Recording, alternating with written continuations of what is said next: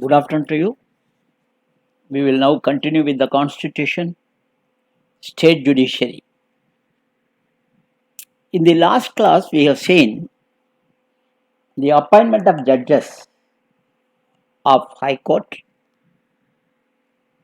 and what is the procedure given in the Constitution, Article 217, and how the changes that happened, whether it was supported by any parliamentary enactment, how the collegium system came into force, and what are the details of 4 judges case, etc. we have seen. Now we will come to the other portions of judges of the High Court. Let us see what are their qualifications. As usual, nothing special. Citizenship, number 1.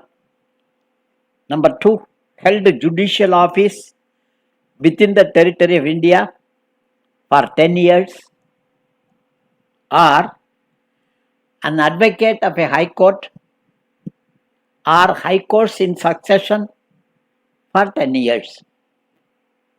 So these are all the 3 qualifications mentioned in the Constitution. Remember, no age, minimum age has been prescribed.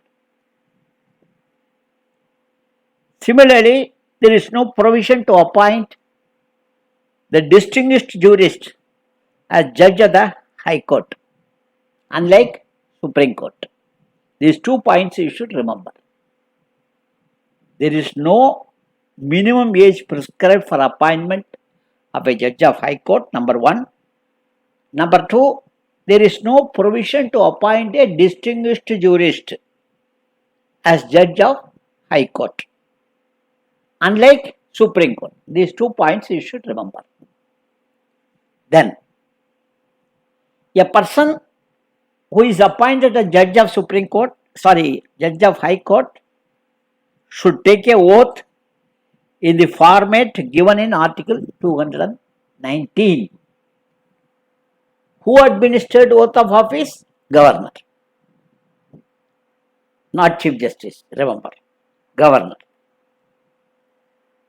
The salary, allowances, privileges, leave, pension of the judges of the High Court are determined by Parliament, and they should not vary to their disadvantage during the term of their office, except, of course, as you know, during financial emergency under Article 360 of the Constitution, which we have already seen.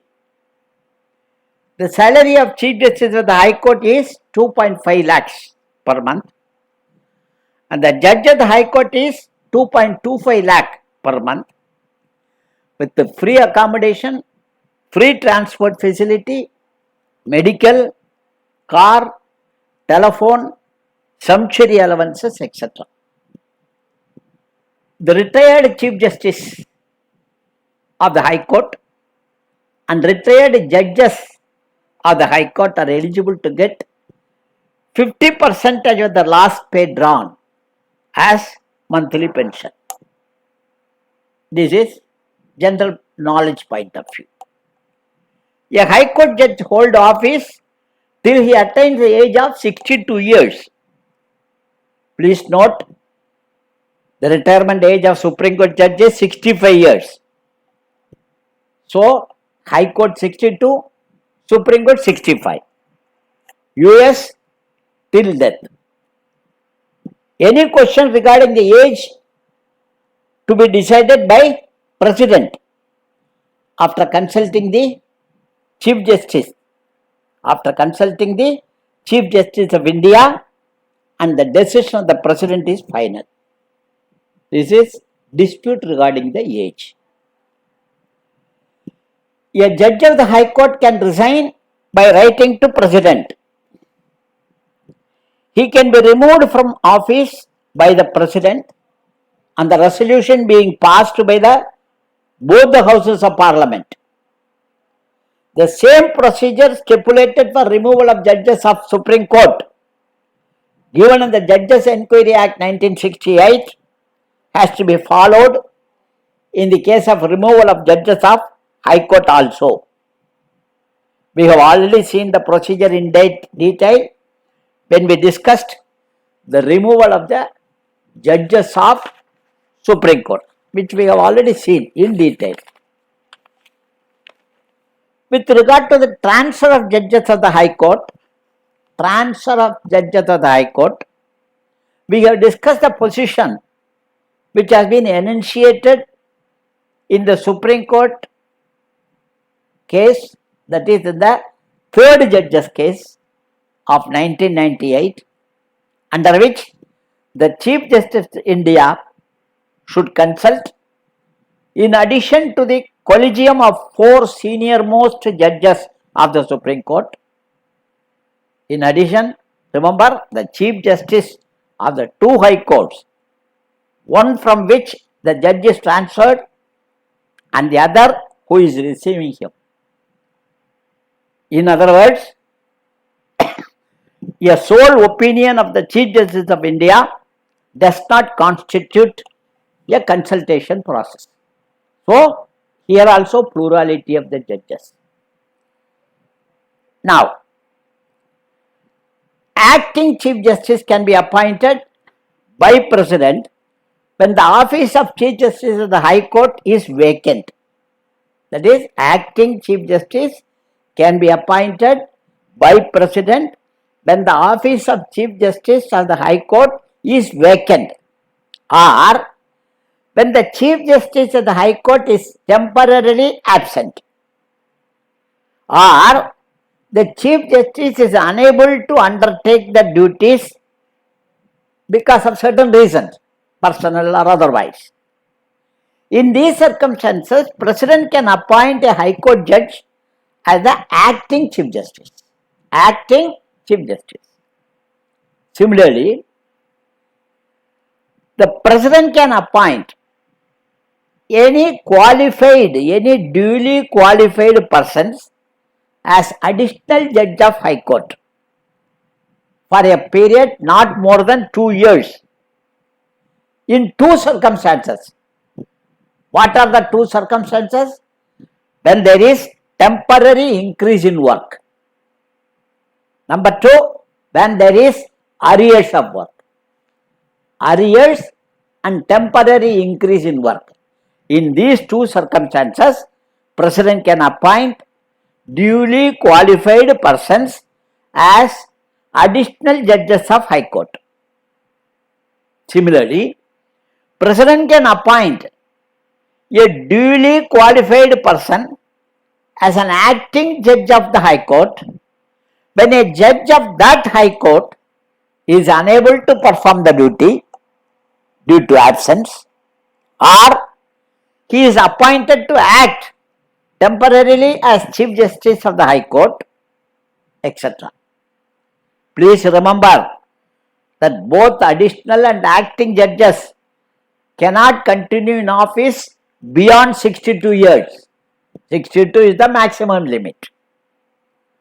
With regard to retired judges, the Chief Justice of the High Court of the state can request a retired judge of the High Court or any other High Court to act as judge of the High Court of that state for a temporary period, but only, underline, but only with the prior consent of the President and also of the person who is proposed for appointment. Both the people should concur.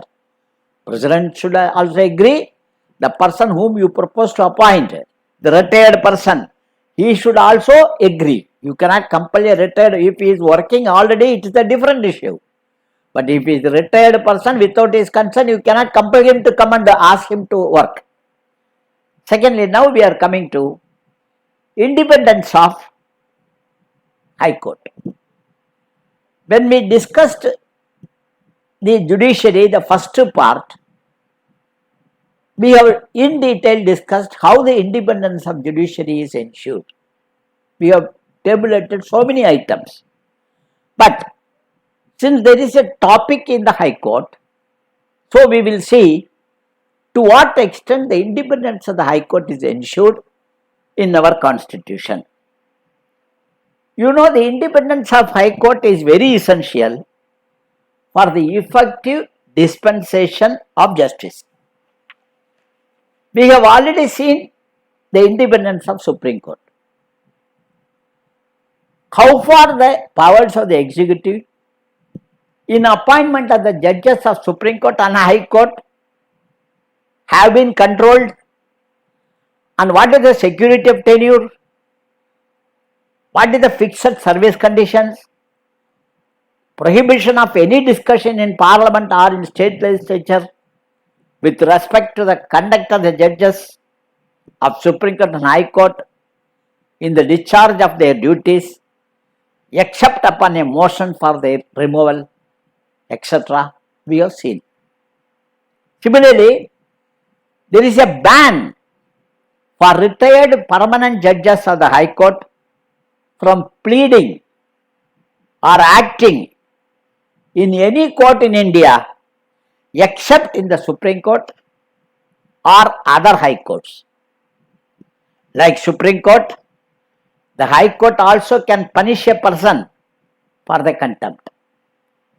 In other words, the actions and decisions of the High Court and Supreme Court cannot be criticized by anybody. The Chief Justice of a High Court can appoint officers and servants of the High Court without reference to the executive. Most importantly, the jurisdiction and the powers of the High Court cannot be curtailed by Parliament or by state legislature. In addition, directive principles of state policy directs the separation of judiciary from executive in public services. You know, when you are entering civil service, DM, so no longer, most of the states are switched out to collector. So DM means he executes both judicial function and law and order function. So that has been separated now. So no longer there is a DM. It is only district collector and superintendent of police. So the separation of judiciary from executive. Now let us see the jurisdiction and powers of High Court.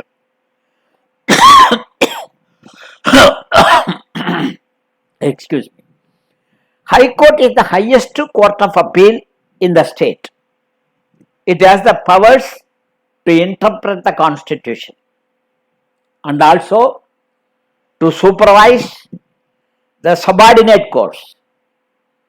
The High Court enjoys the following powers and jurisdiction. I will tabulate one by one so that we will see one by one.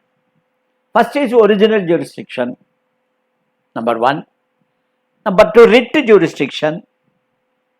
Number 3, appellate jurisdiction. Number 4, supervisory jurisdiction. Number 5, control on subordinate courts. Number 6, court of record. Number 7, judicial review. These are all the 7 powers available to the High Court. Now, what is original jurisdiction? This is the power of the High Court to hear any dispute in the first instance. It is not through appeal, not necessarily through appeal. Any person can go directly to the High Court and not by appeal. These powers include, remember, these powers include the matters of admiralty and contempt of court, disputes in election of members of Parliament and members of state legislature, and the disputes regarding revenue matters and revenue collections, enforcement of fundamental rights, cases transferred from subordinate courts to interpret the Constitution. Remember, Calcutta, Bombay, Madras and Delhi. These four high courts have original civil jurisdiction in respect of cases involving higher value. Here you should remember, though the names of these places, Calcutta, Bombay and Madras, were changed to Kolkata, Mumbai and Chennai, but the names of high courts remain as Bombay, Calcutta and Madras only. The high courts names have not been changed. Now we are coming to the writ jurisdiction. Writ jurisdiction again we have seen in detail under Article 32 of the Constitution, which is applicable to the Supreme Court. For High Court, article is 226. It empowers the High Court to issue the prerogative writs of habeas corpus, mandamus, certiorari, prohibition and quo warranto for enforcement of fundamental rights and also for any other purpose, underline, any other purpose. So, what is the scope of 226? The High Court can issue prerogative writs of habeas corpus, mandamus, prohibition, certiorari and quo warranto, not only for enforcement of fundamental rights and also for any other purpose. What do you mean by for any other purpose? Not only for enforcing fundamental right, but also for enforcing constitutional right and legal right. Wherever there is a violation of principles of natural justice,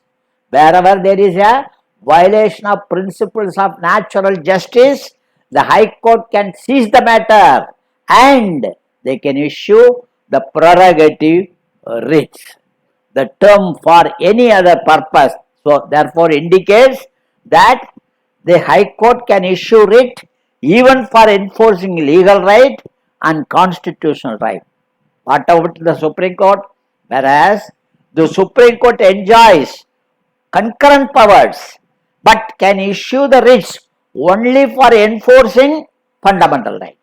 But most important difference is the High Court can issue the writ to any person or government not only within the territorial jurisdiction but also outside the jurisdiction if the cause of action lies within its territorial jurisdiction. These additional powers given to the High Court.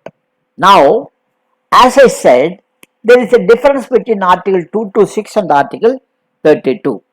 Article 226 can be used for enforcement of even legal rights. But remember, it is only discretionary. There is no duty cast upon the High Court to entertain a petition under Article 226 because it is discretionary for the High Court. On the other hand, Article 32 being itself a fundamental right, number one, and the Supreme Court being itself the custodian of the Constitution cannot refuse to entertain any petition for enforcement of fundamental right under Article 32. So, Article 32, if any person approaches the Supreme Court cannot say no. It has to admit the petition and take it up and enforce the fundamental rights because Article 32 itself is included in Part 3 of the Constitution, whereas Article 226 is not a fundamental right. It is not a fundamental right. So, it is not a duty cast upon the High Court. It is a discretionary. So, that is the major difference. And in addition, remember, in Chandrakumar versus Union of India 1997 case, Supreme Court ruled that the writ jurisdiction of the High Court as well as Supreme Court constitute the part of basic structure of the Constitution.